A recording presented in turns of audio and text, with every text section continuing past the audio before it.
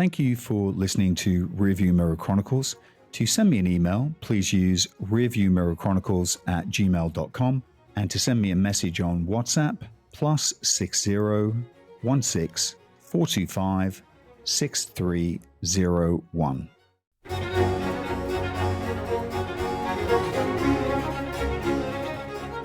Hello and welcome to Rearview Mirror Chronicles.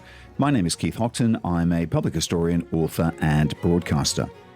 So I'm a factor of the British public school system. My parents were living in Kenya at the time and we were on holiday in the UK, and I suddenly found myself in boarding school in Cranley. We drove down a long driveway and I remember asking my mum what was going on, and she very politely told me this was my new school. I was probably just over 9 years of age. I was then thinking about the history of these schools and when they started and who they educated, and I found that Winchester College has produced no fewer than 6 Chancellors of the Exchequer. And of Britain's 57 Prime Ministers, 20 of them, including Boris Johnson, were educated at Winchester's rival, Eton. Food for thought. And of course, the most famous public school, on film anyway, is Hogwarts, set in the Highlands of Scotland. The only issue that I have with that is that castles in Scotland didn't appear until the 1200s, and Hogwarts is said to have been established in the 9th or 10th century. And why they needed a castle for a school, I have absolutely no idea. Anyway, that then started me thinking about the oldest schools in the UK and the public and private system, a system that unless you're actually educated in the UK, you probably don't have a clue about, but I'll try and educate you through this podcast. And of course, there are schools in the UK that claim to be as old as Hogwarts. So Warwick School is one of them, I think. It claims to be from the 10th century. And I also think King's School in Canterbury is said to be the oldest, founded by St. Augustine himself in 597 AD. I mean, they're making slightly spurious claims, I think it's fair to say. And also, they were not really regarded as public schools for a long time. They're actually cathedral schools, which is slightly different. So they are schools that are set up as part of the infrastructure of a cathedral. And most people find that totally baffling and incomprehensible. The point of a public school is that it's public because it's a charitable trust and it's open to anybody as long as they will pay. It's not a private tutor. Well, except that, as we will see, I mean, the initial idea is that it will be open to poor students who couldn't afford to pay. And it's very much rooted in the idea of Christian charity. And that sense that public schools are simultaneously there to serve people who can pay enormous amounts of money to receive the benefits of the education they offer, while simultaneously laying claim to a moral purpose. I mean, it's there now, and it's there right from the very beginning. That tension has been there from the beginning. So sometimes the critics of public schools will say they've lost sight of their original goal and the charitable stuff is nonsense. You know, they've lost sight of that. But the truth of the matter is that it's been there from the very beginning. There has always been tension from the very beginning, and it goes right back to the 14th century. And there's a great book out titled The Old Boys by David Turner, which is probably the best short single-volume history of the public schools in the United Kingdom. And he says in that, what most historians say is that the starting point is really this chap called William of Wykeham.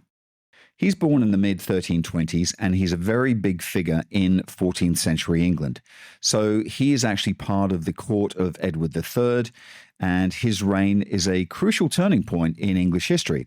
And so much of what will bear fruit, I mean, even down to the use of the English language being part of the heart of the court, dates back to this period. And he is very much an expression of that because he's not from an aristocratic background. His parents are kind of wealthy peasants, actually the kind of striving, upwardly mobile people who, throughout the public school, the history of the public schools, have kind of scrimped and saved to send their sons and occasionally their daughters to these establishments. And that's the world that he comes from. He is a very, very academically gifted son of peasants who goes right the way to the top. He becomes Lord Chancellor, he becomes the Bishop of Winchester, and he comes from this village called Wickham, which is about 10 miles outside Winchester. And anyone who is familiar with public school slang will know that the name that the old boys at Winchester School give to themselves is Wickhamists. And you assume that comes from William of Wickham. I mean, it has to. So he himself probably went to a grammar school in Winchester. I mean, again, to explain the terminology, there were in the 14th century a network of grammar schools across England, and they taught you to read and to write. But more importantly, they also taught you Latin. And if you wanted a job as a kind of, bureaucrat or a clergyman, if you wanted to move up through the sort of literate bureaucracies of England, or to even get into Oxford and Cambridge,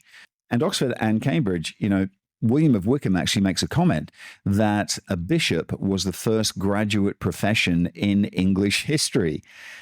And by this point, you could only become a bishop if you went to Oxford or Cambridge. And you could only go to Oxford or Cambridge if you've got the necessary Latin. So I know I'm going to be talking a little bit about Latin in this episode.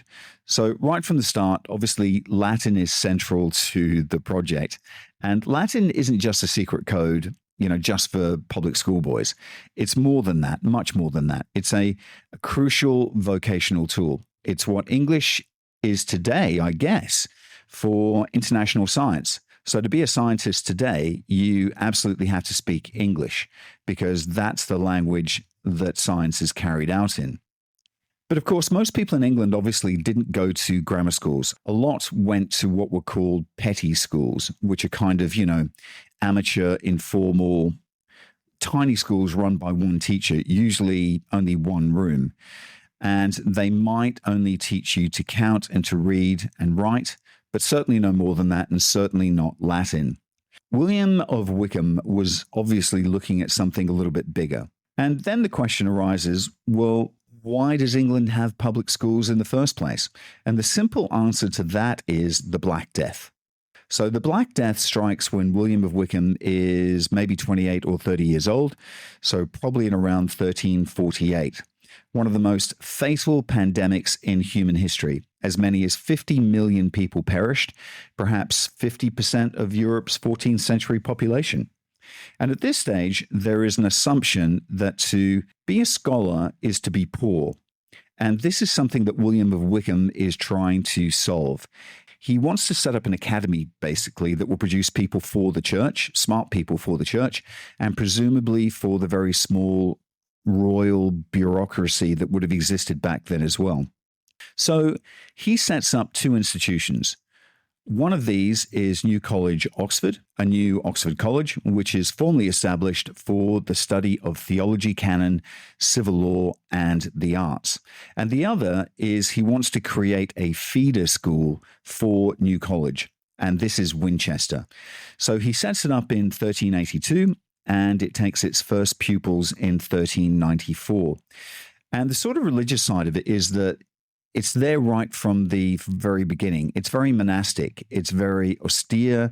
It's not just that they didn't have girls, but the only woman, a washerwoman, is specified in the Constitution that she must be old and ugly. So definitely no beastliness there. And the boys have to have a decent, I guess what's called a decent tonsure. So they have to have a monastic haircut. And they are told in school they are only allowed to speak Latin. And of course, this is Rishi Sunak's old school for our overseas listeners who didn't know. So the schoolroom is based on the church. It follows an east-west axis. They follow all the religious feasts and the sort of Spartan aspects of schools.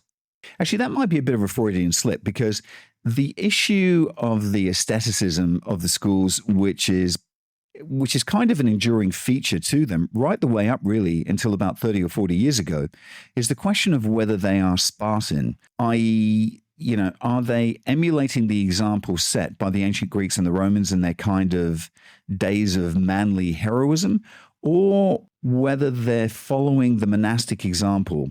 And it's actually a really interesting and important point. And I think at this stage, because I was part of that system, I think at this stage I can actually argue that they're completely monastic. Completely. It's definitely not Spartan. And indeed, the school is open for 70 poor scholars. And it's 70 because Christ in one of the Gospels specifies that 70 apostles will be sent out into the world. But not just for the scholars, though. Right from the start, there is what I think David Turner calls an escape clause in the Winchester Constitution. He says, "We would allow, however, the sons of noble and influential persons, special friends of said college, up to the number of 10, to be instructed and informed in grammar within the same college." In other words, there will be some people who are not poor. So it's not 70 poor scholars. It's more likely 60 poor scholars and 10 very wealthy ones. And right from the beginning, almost every public school tries to sort of, I was going to say wrestle with, but they're not really even wrestling with it, are they? They are gleefully exploiting this loophole because the rich and powerful want their sons to be well educated as well. And of course, William of Wykeham, because he is Chancellor, he knows lots of rich people and he has lots of favors to pay back and probably lots of backs to scratch. So he, from the very beginning, is actually breaking the rules, his own rules, and allowing in churchmen's sons or whatever, or noble sons. And then a generation or so later, because Winchester has been such a success, it gets a competitor. And I think it's fair to say a more glamorous competitor because it's got royal patronage. It's notorious today, but it's glamorous because it's near Windsor. Edward III's great castle has been built there. So again, this goes back to the reign of Edward. And so this is founded by Henry VI in 1440. And he calls it the College of Our Lady Mary at Eton. So Eton, the most famous of all public schools, founded by Henry VI, who I have to say is probably the most useless king in English history. Totally useless. And he spends way too much time praying and thinking about God and not enough time hammering his rivals. Effectively, at this time in history, that's all kings should be doing, hammering rivals. So he sets up this in direct imitation of Winchester. And he actually poaches Winchester's headmaster, William Waynflete, to come and set up Eton for him. And it's such a copy because just as Wykeham has set up New College in Oxford to be the place that Winchester feeds, so Henry VI sets up King's College in Cambridge to fulfill the same role. And because of the royal patronage, that means that Eton from the very start has an extra layer of glamour and, I guess, prestige. I mean, Winchester was prestigious in its own way, but Eton goes one step beyond that because it's the king. And you get very aspirational kind of members of the gentry who are keen to send their sons there. And so a good example is the Catesby family from Northamptonshire. People interested in Richard III will actually know that William Catesby was one of his chief cronies. So the Catesbys are very wealthy, very powerful, and they're very keen to send their boys to Eton because they think it's obviously a way up and a way to get the attention of the king. And the detail that I love, because I've gone through all the documentation, in Eton, and I'm actually quoting from David Turner's book as well, is that each class in the beginning had an official dunce known as the custos, an unenviable title given to the weakest boy in the class who was singled out for testing in front of his peers until he improved. So I can't imagine that would be good for anyone's mental health to be the official form dunce for God knows how long until someone else, actually took your place. And do you know how long that went on for? Well, let's just say that we had it at Cranleigh too, and I have it on good authority that it actually still goes on even to this day. I mean, surely Prince Harry would have been the custos, wouldn't he? I mean, come on. So lots of interesting people went to Eton too. The future Earl of Essex during the Civil War. In fact, as I mentioned at the beginning of this podcast, 20 prime ministers for starters. George Orwell also went there, as he was known then as Eric Blair. Ian Fleming went there, Hugh Laurie and Bear Grylls, just to name but a few of its famous alumni. And of course, if you're familiar with Captain Hook, he goes to Eton. In fact, his famous last words, and you probably wouldn't have remembered them, but as he's being swallowed by the crocodile in Peter Pan, his last words are Floreat et Etona. So no wonder people hate Eton. You know, this sense of a mighty elite going to this glamorous school founded by a king. And of course, they've been kind of periodic demands that the whole system be closed down, that Eton actually be abolished. And the very first person who wanted to abolish Eton was actually Edward IV, who deposed Henry VI and became king in 1463. And he actually sent a petition to the Pope to close it down because, of course, it was a religious foundation. And what's really interesting was that he was foiled by backstairs lobbying by old Etonians. So there really is nothing new under the sun, is there? And it was actually Warwick, the kingmaker's brother, George Neville, who was Archbishop of York. You know, Eton had basically just been bribing him left, right, and centre, and they'd been sending him all sorts of gifts, including horses and, gifts of gold. And he actually lobbied on their behalf. That being said, Edward IV did actually confiscate a lot of Eton's lands. So I think it's fair to say that the Yorkists are still not highly regarded there even now. I mean, imagine how much richer the school would be if they'd kept all those lands. Amazing. So those are the two most famous schools, but they are not the only schools. So by the 16th century, there are other kinds of prototypical public schools being found.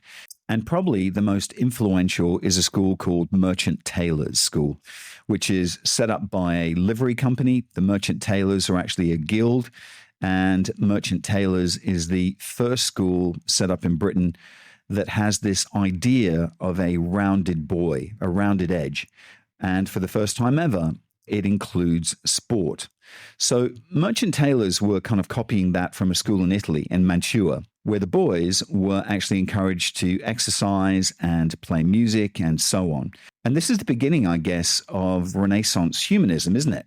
You know, you want to be a Renaissance man, so teach sprezzatura, which is part of being a dashing figure, someone who can speak Greek, but also joust. So the archetypal figure of that is Philip Sidney. He's an old boy of Shrewsbury, which has been founded in 1560. And Shrewsbury was actually one of the great public schools of England. But going back to Merchant Taylors, just to finish on that, the boys there would do an awful lot of dancing and wrestling, and they played football, and they did a lot of drama, particularly big on drama. And they actually did a school play for the royal court no less than 4 times. Can you imagine that, playing in front of the king? So Thomas Kidd, who was an Elizabethan kind of actor, a dramatist, he was a Merchant Taylors' old boy. So this kind of tradition endured, and maybe still endures to this day, because do you know who else went to Merchant Taylors? Boris Karloff of Frankenstein fame, the totemic Frankenstein of the 20th century. He was actually a Merchant Taylors' boy. It's kind of interesting, isn't it? Because there's another school that is also a feeder for great dramatists, which is Westminster, a school founded right next to the Palace of Westminster, and it's still there to this day. And a boy who goes there is called Ben Jonson, and he's the son of a builder, a manufacturer of bricks. So again, this kind of recognizable, upwardly mobile man who's self-made, who wants to improve the life of his son.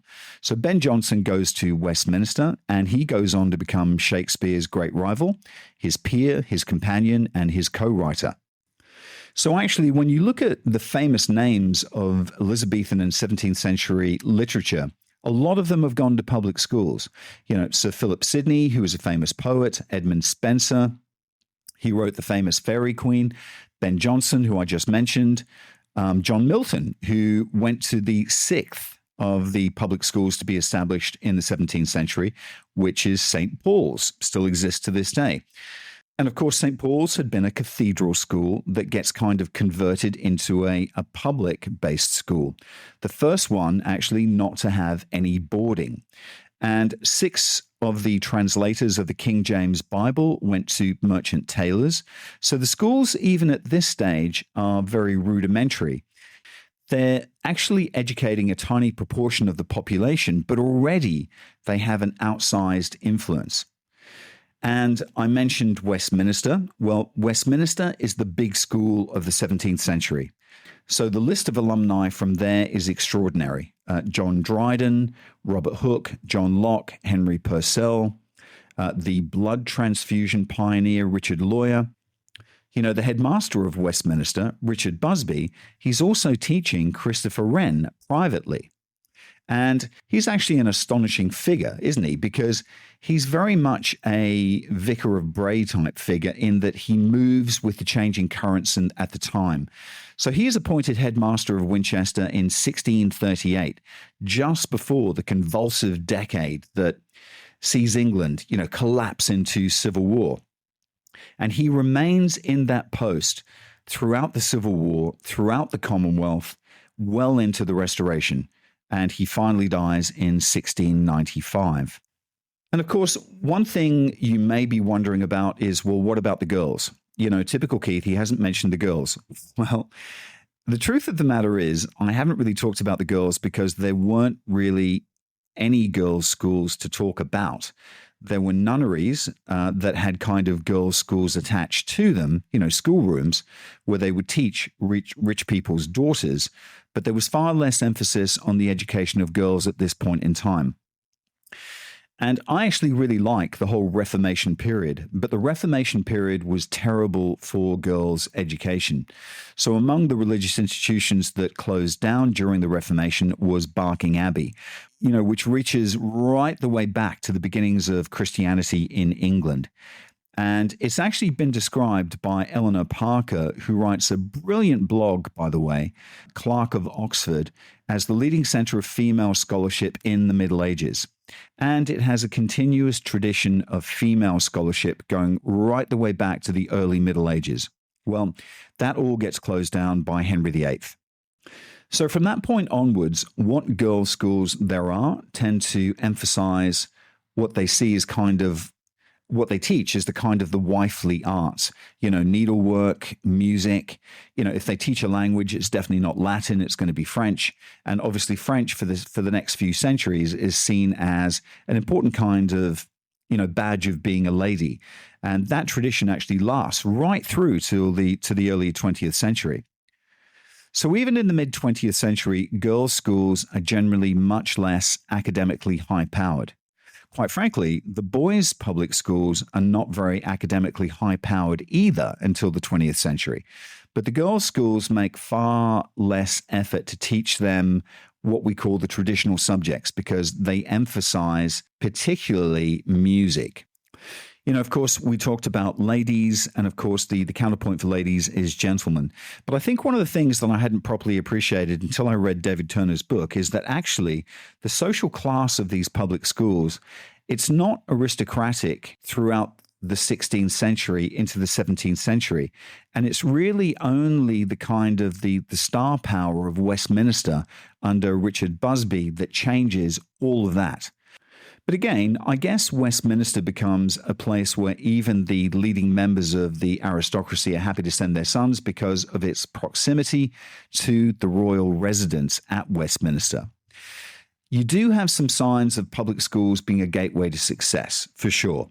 So, for example, when Walpole becomes prime minister at the beginning of the 18th century, of his 11-man cabinet, 3 of them have been to Westminster, 7 of them have been to other public schools. The other question that I had of this age is, would aristocrats homeschool their children? And the answer that I came to through my research is absolutely yes. For a lot of people in the 17th and 18th century, public schools are actually a bit of a failed option. And if you can afford it, it's actually much better, more prestigious to get a private tutor. And the reason for that is twofold. The things that people say about this was, firstly, private tutors are not quick to beat the children they're teaching. The governors of these schools are often telling off the headmasters at these public schools for being overly enthusiastic with a cane or with the birch. And there is one recorded document, even actually going as far as 1974, where one boy at one particular school was caned over 630 times. The second thing is that all these schools are very, very corrupt. So they're always doing things. So the headmasters, as a for instance, are there to make profits. So quite often what they will do is they move out of their own lodgings so they can actually stuff the house full of boys and charge the parents for it. And then they sack as many of the staff as they possibly can because they don't want to pay them money. So there's those two reasons are the particular two reasons why you would have a private tutor. And the other thing I think also is that the education is actually really, really bad. Milton actually said that of his 7 years in public school, he basically scraped together so much miserable Latin and Greek that this might be learned otherwise easily and delightfully in 1 year with a private tutor. Pepys, Samuel Pepys, he went to St. Paul's, another very famous school. His education at St. Paul's was so bad, and I found this a staggering fact, that Pepys, even though he works as a senior civil servant in the Admiralty, he actually didn't learn how to multiply until he was 29. But of course, that's also true of Richard Busby as well, the headmaster of Westminster. He introduces mathematics into the curriculum and modern, Oriental languages and all those kind of things. But he actually couldn't multiply ever. He never learned. So no wonder the accounts, for some of these schools was so bad. So the schools are actually, even as you enter into the 18th century, these schools, which are now to this day regarded as kind of pillars of British aristocratic, upper class identity, they are bywords for corruption and incompetence. And the one thing which we should get into, which I find enormously entertaining, is how unbelievably violent they were. And look, I have to say, being part of that system, even as I was going through that system in the 70s and 80s, there were incredibly violent places to be. And more so run by the prefects than they were by the masters. And I think what's interesting is that students actually love this idea of violence in schools. And I think they like it because of the incongruity. The idea that schools would actually be a battleground. It just seems extraordinary to most students. But the truth of the matter is that in the 18th and 19th century, schools were very often battlegrounds. And I'll give you an example before we kind of pull back and talk about the reasons for it. And let's just take a short break for a message from our sponsor. Ultidomus is your one-stop shop for your Malaysia My Second Home visa. But they are much more than that. When you sign up with Ultidomus, you become part of a larger community, a community that cares about you in Malaysia. And that's important when you move to a new home. So for more information, call Ultidomus or WhatsApp them on +60 12 493 7270 or visit their website www.penangmyhome.com. And we are back. So Winchester College, the oldest school that we talked about, the kind of foundational public school, in the spring of 1793, the warden of Winchester College, a man by the name of Joseph Wharton, he actually forbade the boys from attending a performance by the Buckinghamshire Militia Band in the Cathedral Close in Winchester. And he was trying to reform, this kind of scorned clampdown on discipline. And this was his way of doing it. And he then discovered that one of the boys, a prefect no less, had ignored this rule and had gone to hear the band play. And as a punishment, the warden did, as all headmasters love to do, he punished everybody collectively for the misdeed of this one boy. Now, after he did this, the boys went ballistic. They were told that they weren't going to be allowed out for Easter holidays, and they went nuts. And they, first of all, wrote a letter in Latin to the warden demanding redress and saying that he must apologize to them. And of course, the warden basically ignored their entreaties. And so they, as you do, they launched a rebellion. They armed themselves in the first instance with slingshots and marbles. and they attacked the usher of the school. And then they armed themselves with clubs. And keep in mind, these slingshots and the marbles, they could actually be used to bring down cavalry. They were incredibly deadly in the hands of the right person. So they attacked the usher, who was a man called Mr. Goddard. And often schools would have what were called sergeants or ushers or porters. Most of the public schools still have them these days, who wouldn't actually teach, but they would be there to enforce discipline. So they were actually hated figures, and Mr. Goddard was one of these people. Then the boys rampaged through the school, smashing all the windows. They then dragged all the desks into the courtyard, and they then set them on fire. The warden then sent them a note. Even at this point, he was a bit livid, kind of asking them for a truce, and the boys refused.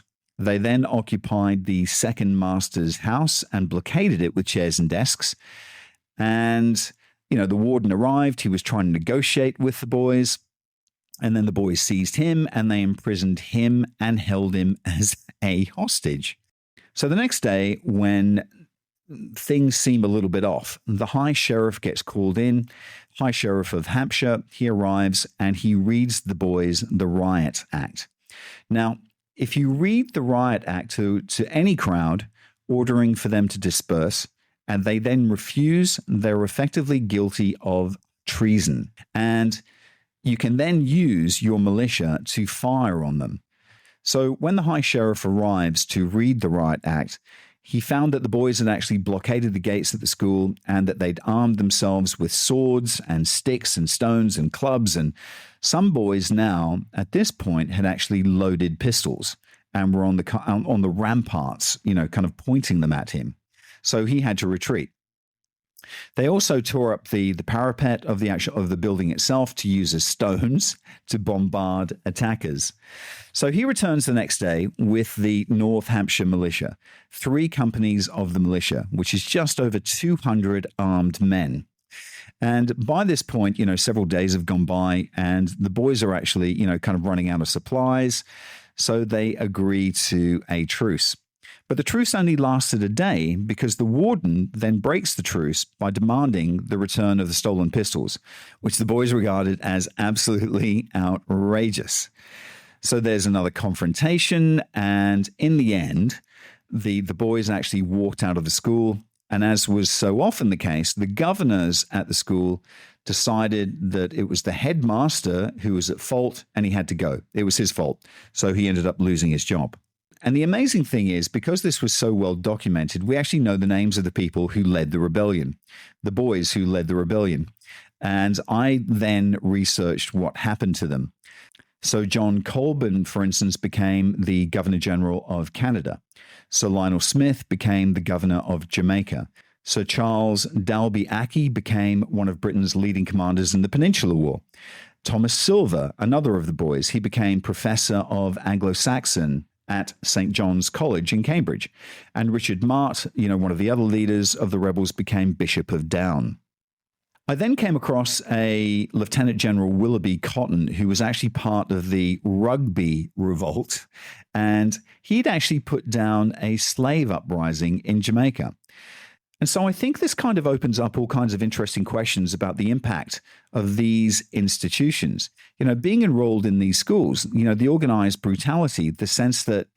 So Sidney Smith, who was a writer, a priest, who had been head boy at Winchester in the 1780s, he says that to be a boy at one of these schools is to be, alternatively, tyrant and slave. And you can see, these boys are going on and they're actually dealing with literal slaves. And I then wondered, what's the impact of all of this on the fabric of, British society and the empire that is starting to emerge overseas? And I think there is an impact. I think there is obviously a sort of low-level violence that runs through the whole of 18th century England, and especially at the schools. They are extraordinarily violent institutions, and they're absolutely abysmal institutions.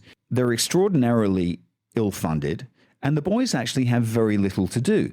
So at Eton, for example, you would only have 4 hours of lessons a day, And you know what lessons there are? They're often taught in freezing cold classrooms. And at Eton, you know, I talked about the heads, you know, earlier trying to make money by cutting down on, you know, staffing costs. The head of Eton would actually teach a class of 190 boys. Can you imagine? You know, nowadays public schools actually boast about, you know, 7 students per teacher. And this is the opposite extreme. But the violence and the beatings are extreme. And it's not just, you know, teachers flogging boys. It's also prefects flogging fags, you know, the junior boys who have to serve as kind of servants to the senior boys.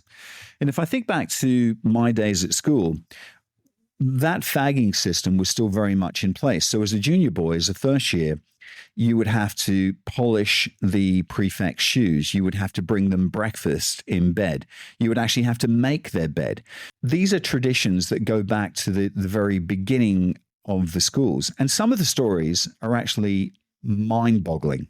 And of course, then as a very junior boy, when you arrive at these schools, you get broken in very, very hard.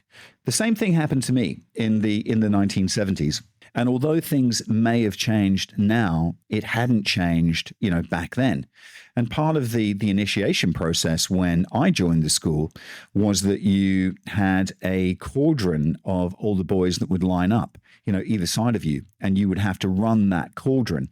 And as you ran that cauldron, they would be beating you with, you know, sticks and whatever was at hand. And that was just one of the hazing rituals.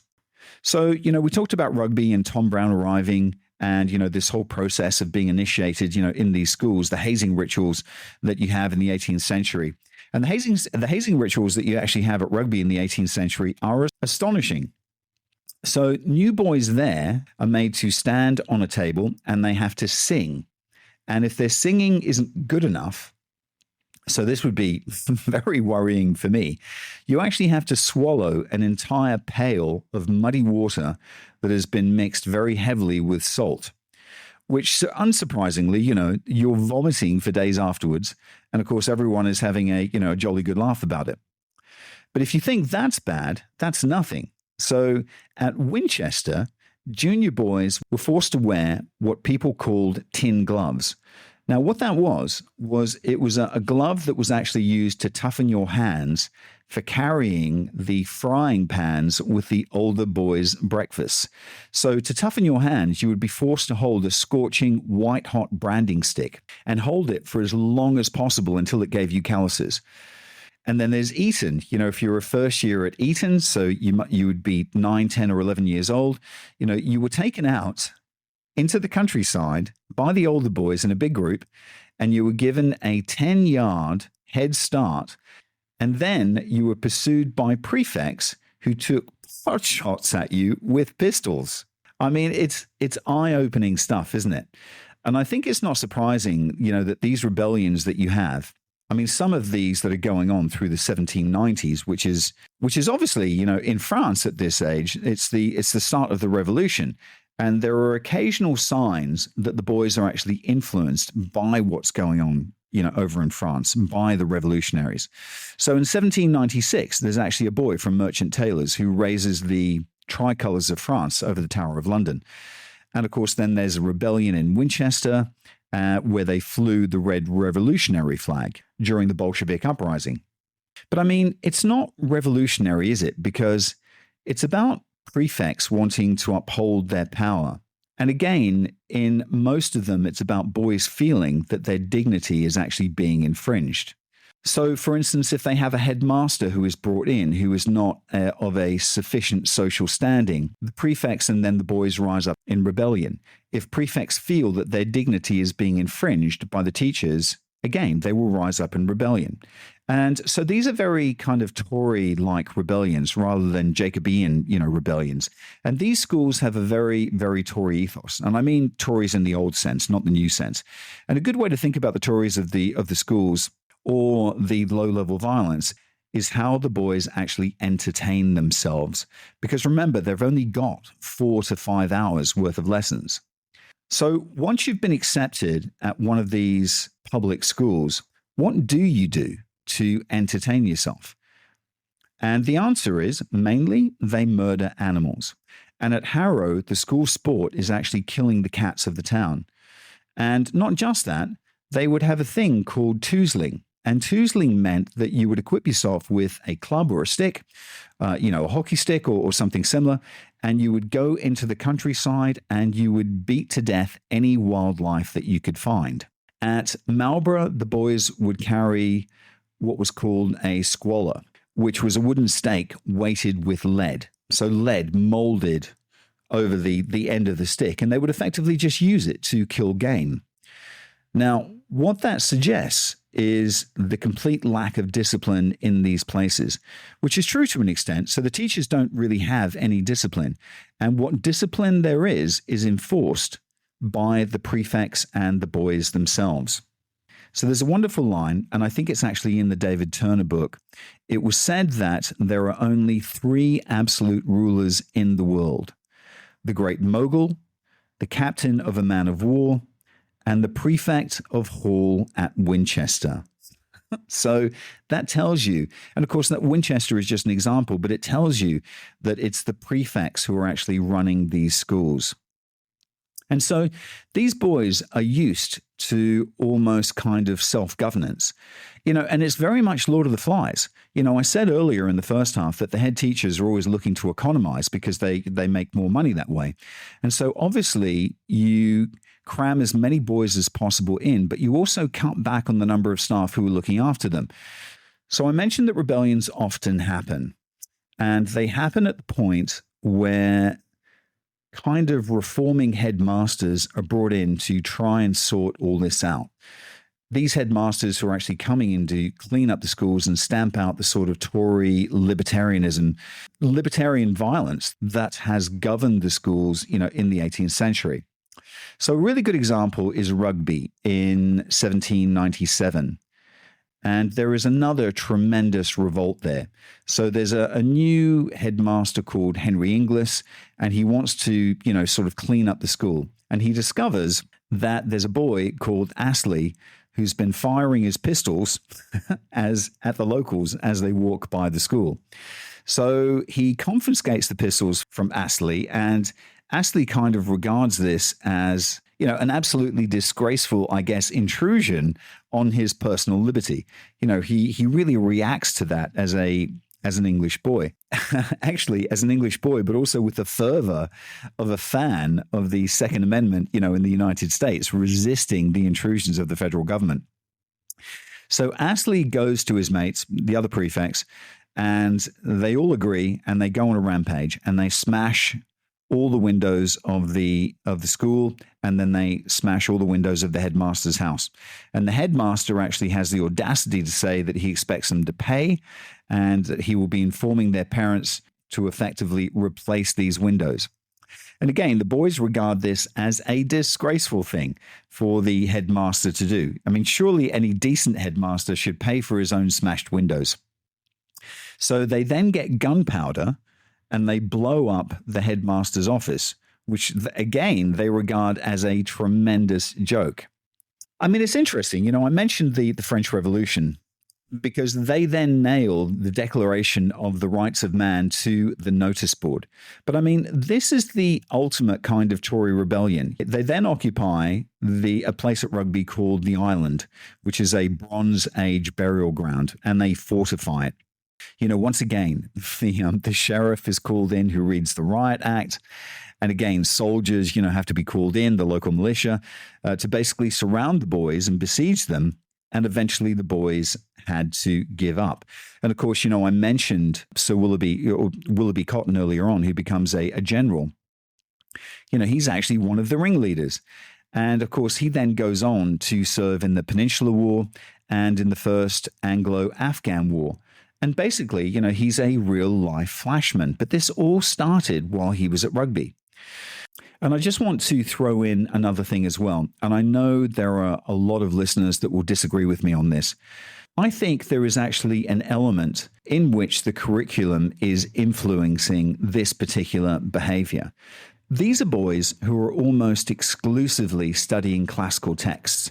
And it's often said that it's mindless rote learning, and to a degree it is. but you were studying texts that privilege the right of the strong over the weak.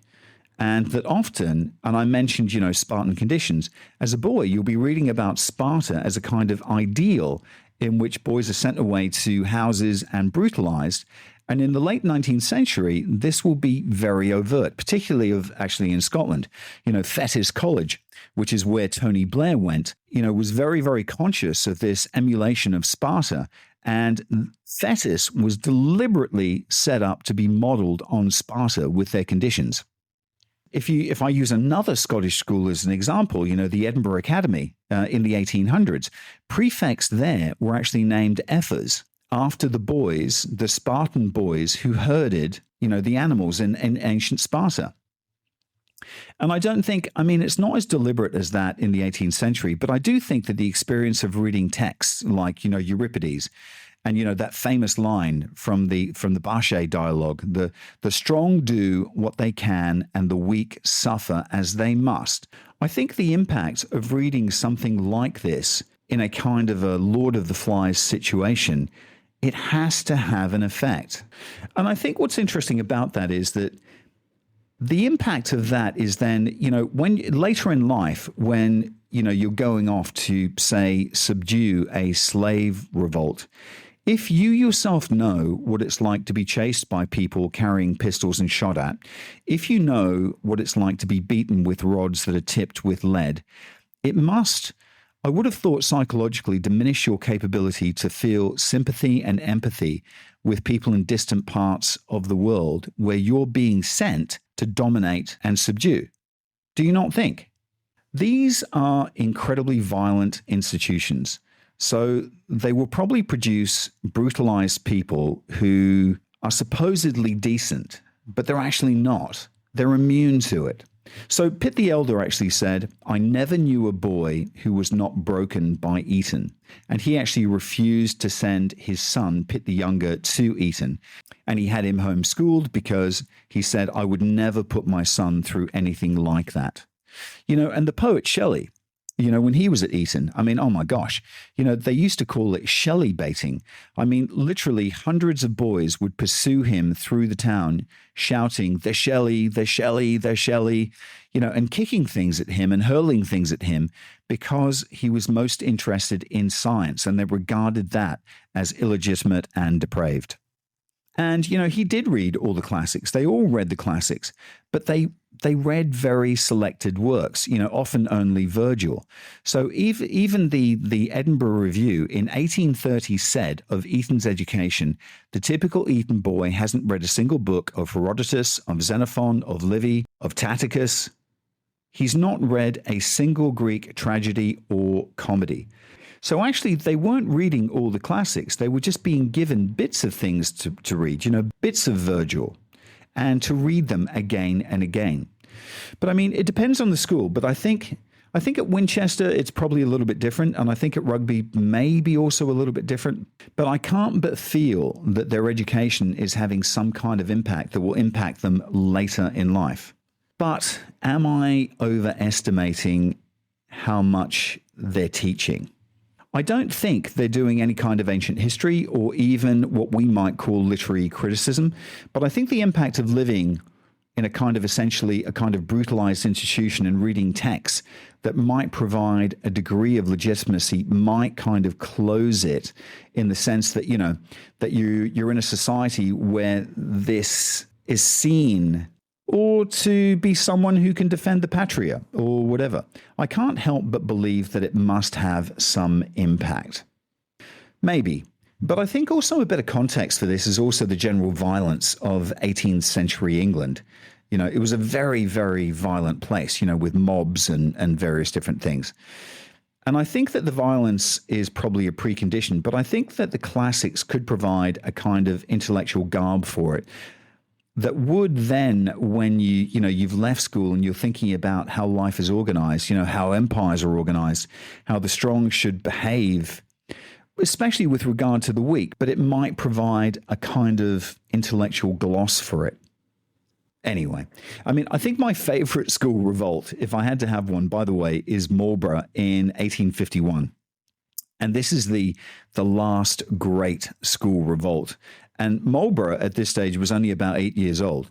And it was this classic thing where it had taken on loads and loads of pupils, but didn't really have any of the teachers. And the description that I read said that for the first 8 years, life at Marlborough consisted of low-level guerrilla warfare. And this will culminate on the 5th of November, 1851. Because the headmaster has actually banned fireworks on bonfire night, because I think he knows what will happen if he allows it to go ahead. But the boys, had actually managed to get gunpowder, and according to the report I read, munitions as well.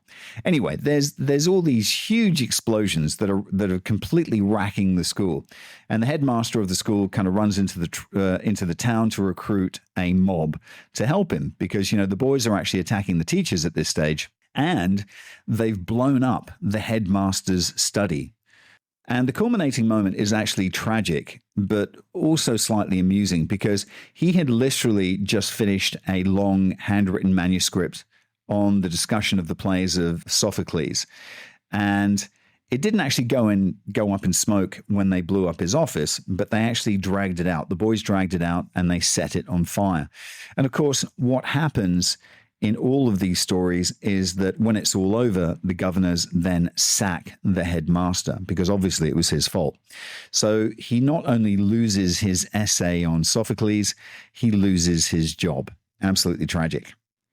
And by and large, in the early 19th century, you would actually think that the public schools are going to go out of business. So their roles have completely and utterly collapsed. Harrow, as an example, Harrow, half the school had actually burned down because the maths master had tried to set up his own DIY heating system, which then exploded. And of course, they were down to a few dozen boys who would presumably, be roaming the land, beating to death badgers or, whatever it was they were doing.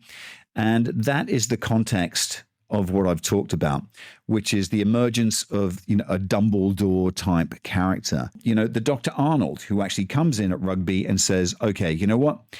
Let's ditch what's happened because it clearly doesn't work.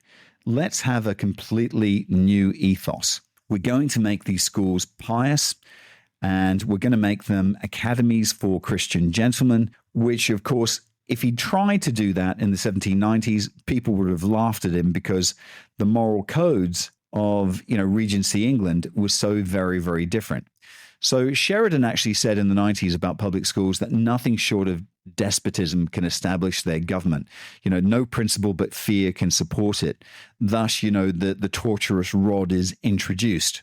It's a little bit like going back to the Marquis de Sade episode all over again.